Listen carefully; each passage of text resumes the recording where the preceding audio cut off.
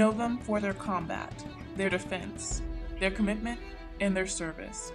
These military men and women are the beloved defenders of our nation, and over time they have blended in among us as cherished veterans.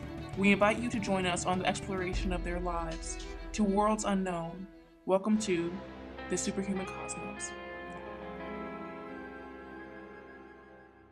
What is your current working position now? Right now, I'm a human resources assistant in MMSB 12. When my husband left the military, he served his time. He achieved his goals and was very happy with it. But I still missed it. So when we moved to D.C., he went to work for the Smithsonian, and I just couldn't wait to work on a military base and have my ID back, and just to be in that environment. I really, really enjoyed that environment of people from all over the world, people with different experiences.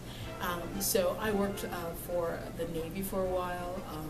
I worked for the Army, Air Force. Just the job that I had meant that we all came together. I worked on fitness reports and board. I taught first grade for a year, kindergarten for 3 years, and then I was working on my PhD at a co-ed program, and I had a minor in psychology before.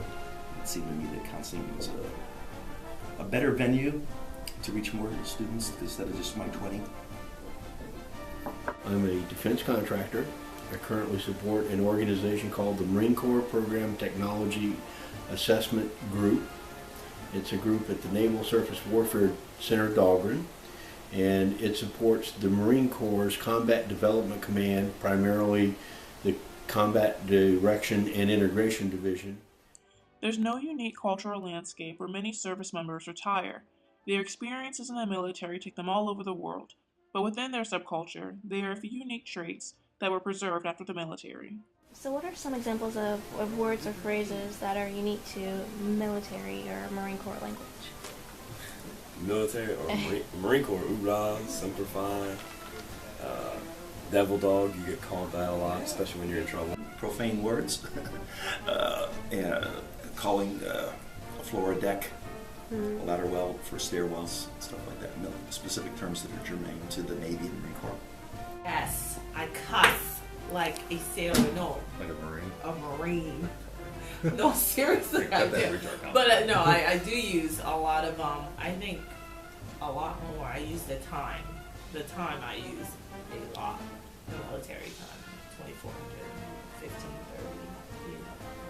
So that's what I use. There's a lot of little acronyms and phrases that we use instead of saying, okay, I understand, okay, I'm tracking. So how has your style of dress and appearance changed after being in the military? I let my hair grow. And of course, I'm larger than I was when I was in the Marine Corps.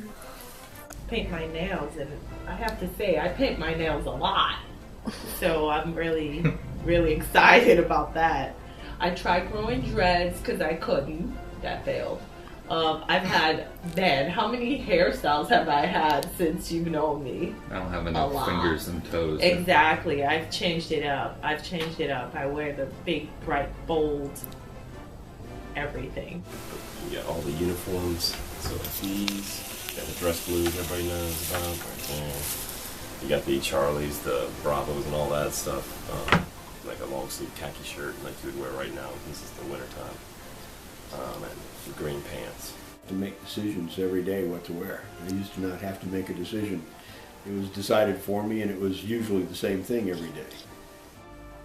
I think more professional than what it used to be. And for me, it's more bold and expressive and ethnic.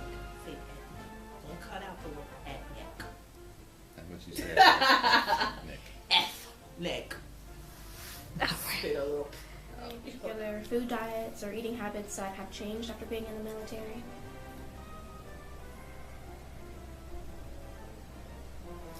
I eat when I want to now. In the military, if I was going to eat breakfast, I knew I had to be up between 5 o'clock and 6 o'clock. And at the mess hall, there would be eggs of some type, bread of some type, meat of some type. But if I wasn't there by 7 o'clock, I wasn't eating breakfast. Now I can eat breakfast when I want. Oh, yeah. Girl, gain a few pounds. 10, 20, 30 pounds. It went in. I got it. It went in. I mean, you were constricted so much with your diet, and you had to make weight for so long. I think, and that was a good thing, but it was so straining to do so. So I mean, you want to get out. Yes. I gotta go to PT. Yes. I have no self to look at you a little bit, but not as much. Yeah. I packed it on. Yes, I did. Actually, every branch of the military has this, and this is what we call an MRE, meal ready to eat. It's about 3,000 calories. They have different flavors, different meals. This one happens to be spaghetti with meat sauce. So, as you can see, it looks pretty decent. There's spaghetti in there. And you get a spoon to eat your spaghetti, but it gets better.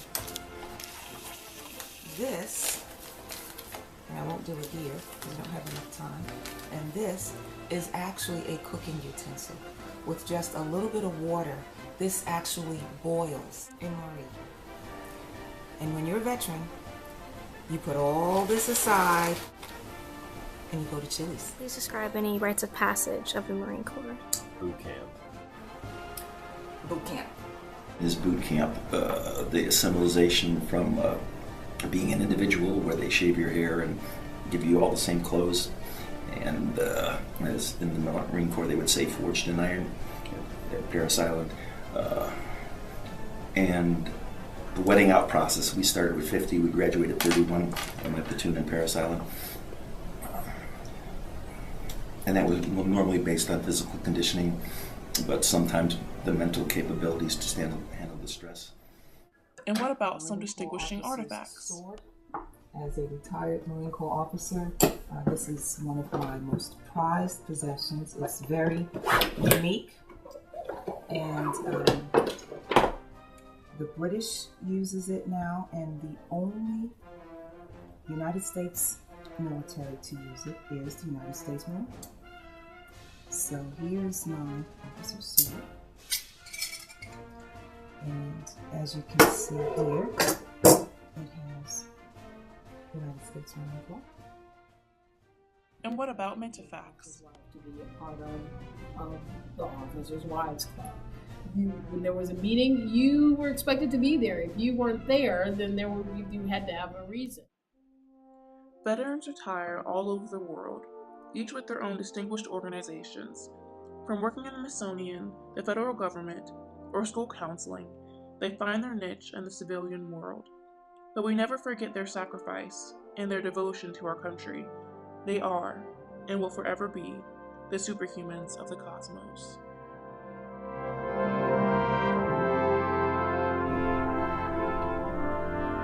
The feeling that you did what was right, that you put yourself into an organization that served a greater purpose,